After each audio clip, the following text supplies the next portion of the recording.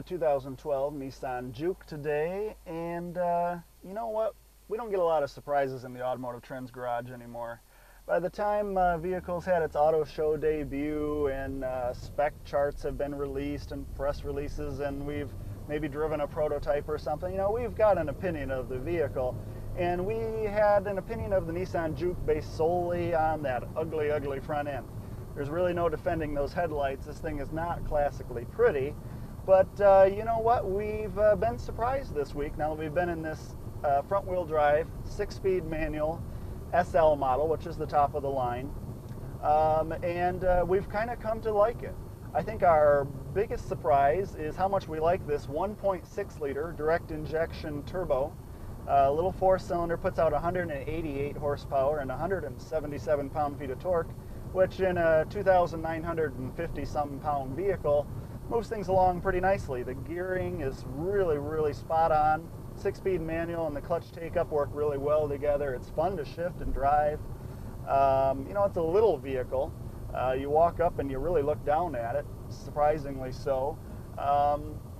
So once we moved past the fact that yes, it's ugly and we can't do anything about that, at least until hopefully they speed up a mid-cycle facelift and fix some regular headlights, you know, we liked a lot about it. We wish there were a little more brake bite when you first get into the pedal. You have to get into the pedal a good inch or so until you know, until you really start to get some good deceleration. So if they could tune that up a little sportier to match the turbo powertrain, I think we'd be pretty big fans of that. In the meantime, we also could ask for a little more steering feedback. It's a little numb, even though there's decent weighting. There's not much else, you know, coming through the steering wheel. So they've got a little fine-tuning to do in the dynamics department. But now, as far as the interior goes, we're pretty big fans of that as well. Some nice red coloring on the center console here and doors to break up the otherwise black interior. Some decent piano black trim on the center console. This being an SL model, it comes with a standard nav system on a little 5-inch screen, actually, with outdated graphics. That could stand to be updated as well, or better yet, we really don't even need it. Anyone who's young enough to be driving this vehicle and thinking it's cool is going to be using their smartphone Google Maps app anyway, so we don't need a nav system.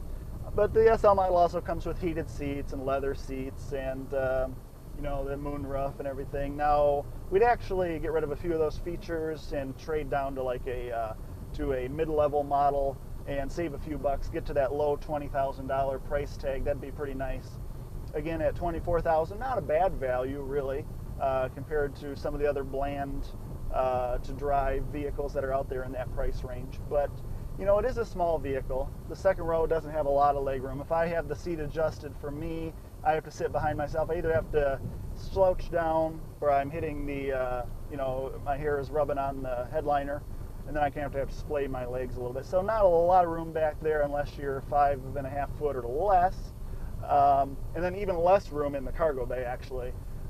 Very small back there unless you're folding those seats down. That's really the best solution, is to make this effectively a 2-seater, keep the back seats folded, then you've got a little decent cargo area back there. But just something to be conscious of if you're buying this vehicle and plan on expanding the family. The other thing that we have to complain about inside really is the lack of a center console armrest. Our arm just kind of hangs out here and we kind of have to rest it on the shifter the whole time or throw it on our lap or something. A nice little seat mounted armrest here wouldn't mess up their center console design too much, and you know, it would alleviate that shortcoming. We also want to point out the brilliance of combining the same buttons for the climate control and the drive mode. So basically you've got, right now I've got climate control on, and I see buttons for air, you know, direction and air, AC, defroster, that kind of thing. When I switch over to the drive mode, then I see the same buttons with changed backlighting now become controls for normal, sport, and eco modes, and then you know, settings for those various modes too. Normal mode tells you that you've got normal engine and steering and climate settings, shows you a torque gauge. Sport mode, which we usually drive around in, firms up the steering a little bit, a little quicker engine response, gives you a boost gauge. You can also put an eco mode, which will try to avoid using the AC, that kind of thing, to maximize your mileage. Speaking of which, we're rated at 25 city, 31 in the highway, and we're rated at about the 29 mark right now, but we've been driving this pretty hard and getting into that turbo power, and you know, we think 30 is easily achievable for your average consumer. So I guess we'll wrap it up by saying it's fun to drive. If you are okay with the way it looks, certainly at 24,000 fully loaded, or less if you can do without some of these things, you're getting more vehicle than a lot of your more traditional 3-box sedans, you know, your Chevy Cruzes, that kind of thing. You sit up a little higher, a lot of people like that. You know, there's a lot to like in this package, and really, if they fix the headlights, we're going to be completely on board. It's fun to drive. So chalk this up as a pleasant surprise.